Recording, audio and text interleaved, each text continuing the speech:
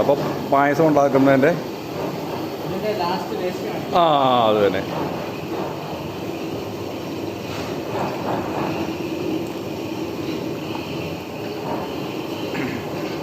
അപ്പോൾ നമ്മളിത് ശർക്കര അവസാനം നമുക്ക് തോർത്തിനകത്ത് ഏറ്റവും അടിയിൽ നമുക്ക് ഐറ്റംസ് വരും വേസ്റ്റായിട്ടുള്ള, അത് നമുക്ക് കാണാം.